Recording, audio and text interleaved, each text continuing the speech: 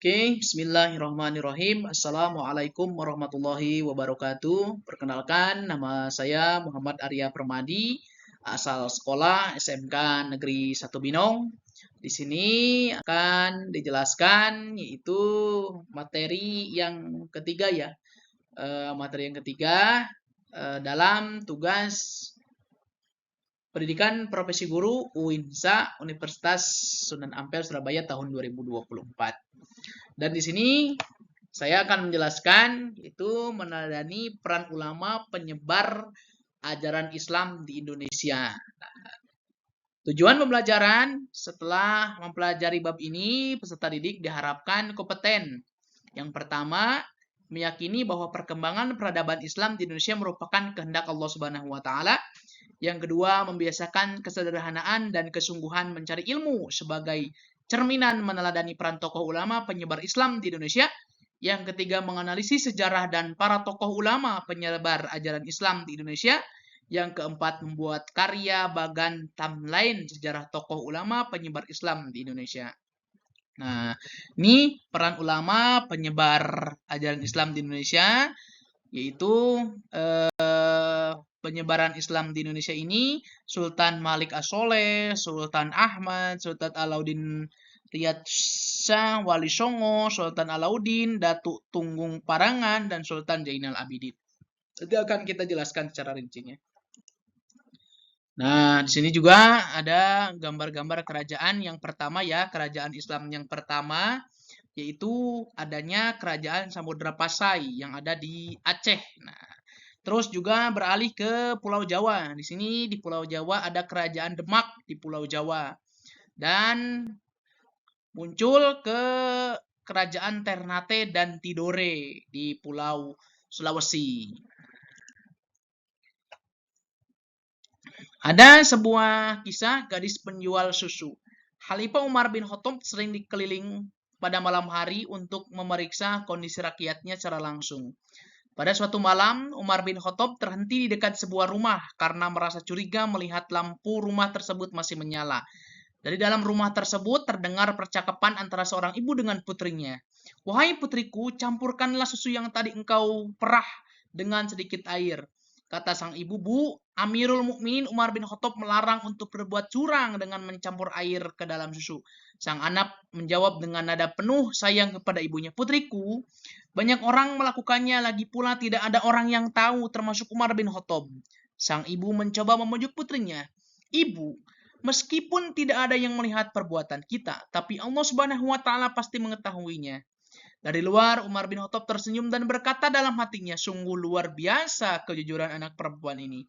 Khalifah Umar bin Khattab segera pulang dan memanggil putranya, Asim bin Umar. "Anakku, menikahlah dengan gadis itu. Sungguh ia seorang yang jujur. Ia hanya takut kepada Allah Subhanahu wa taala, bukan kepada manusia." Beberapa hari kemudian, Asim bin Umar melamar gadis jujur itu. "Hai putra Amirul Mukminin, tidaklah pantas tuan menikahi gadis miskin sepertiku, putriku." Kata sang ibu, "Sesungguhnya kemuliaan seseorang tergantung dari ketakwaannya kepada Allah Subhanahu wa taala." Jawab Asim bin Umar, "Dari pernikahan antara Asim dengan gadis tersebut lahirlah Laila yang kemudian masyhur dengan sebutan Ummi Asim." Ketika sudah dewasa, Ummi Asim dinikahi oleh Abdul Aziz bin Marwan, seorang gubernur Mesir pada masa Khalifah Abdul Malik bin Marwan. Dari pernikahan ini lahirlah Umar bin Abdul Aziz yang kelak menjadi seorang khalifah.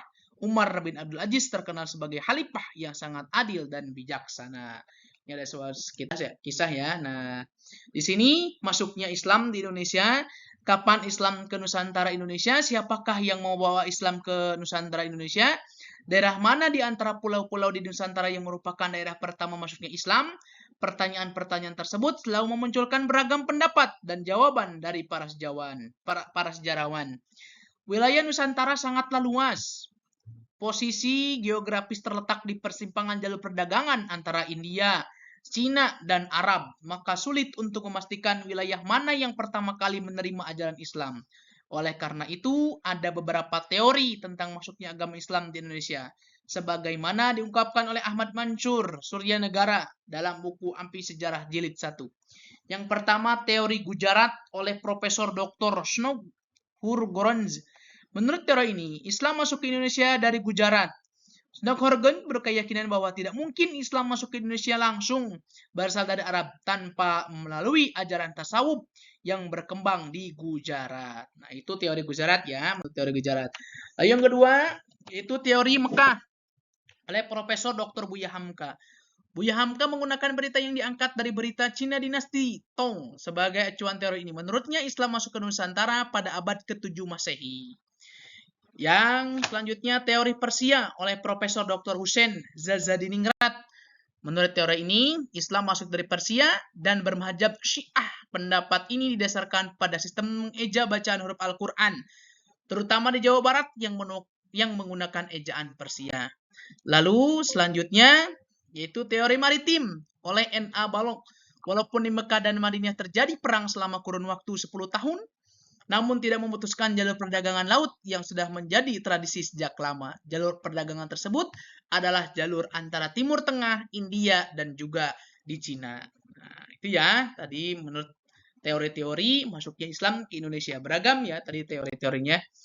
Dan perkembangan kesultanan di Indonesia. Masa perkembangan agama Islam adalah kurun waktu pada saat umat Islam telah membangun kesultanan sebagai bentuk kekuasaan politik. Sebagai contoh, Kesultanan Samudra Pasai ya di Sumatera Utara atau di Aceh pada abad ke-13 Masehi, Kesultanan Leran di Gresik, Jawa Timur pada abad ke-11 Masehi. Perkembangan Islam di Indonesia semakin meluas seiring dengan banyaknya raja-raja Hindu yang memeluk Islam. Dengan demikian, terbentuklah Kesultanan Islam di berbagai wilayah di Indonesia. Nah, tokoh-tokoh penyebar ajaran Islam di Indonesia, yang pertama Sultan Malik Al-Soleh, 1267 sampai 1297 Masehi. Nah, ini merupakan raja pertama Samudra Pasai ya, Sultan Malik Al-Saleh. Berikutnya ada Sultan Ahmad 1326 sampai 1348.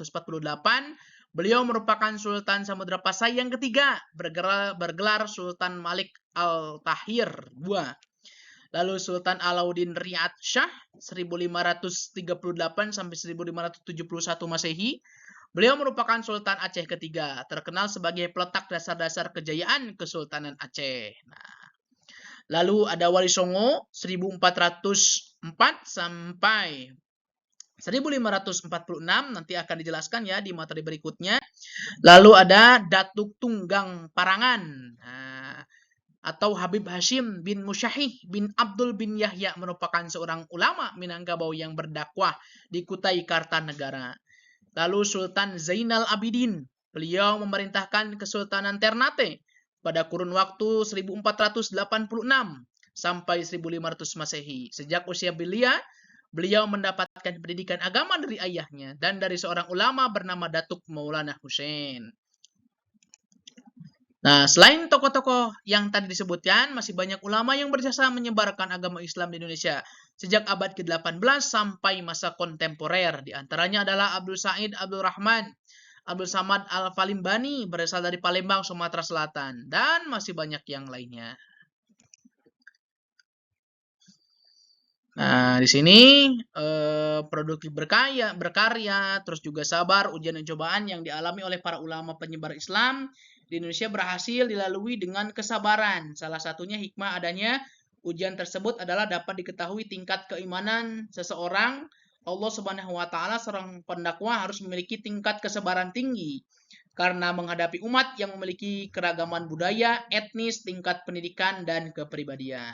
Nah, oke ya, tadi dijelaskan secara singkat yaitu tentang meneladani peran ulama penyebaran agama Islam yang ada di Nusantara. Nah, kurang lebihnya itu kekurangannya dari saya pribadi dan kelebihan senantiasa datangnya dari Allah Subhanahu wa taala.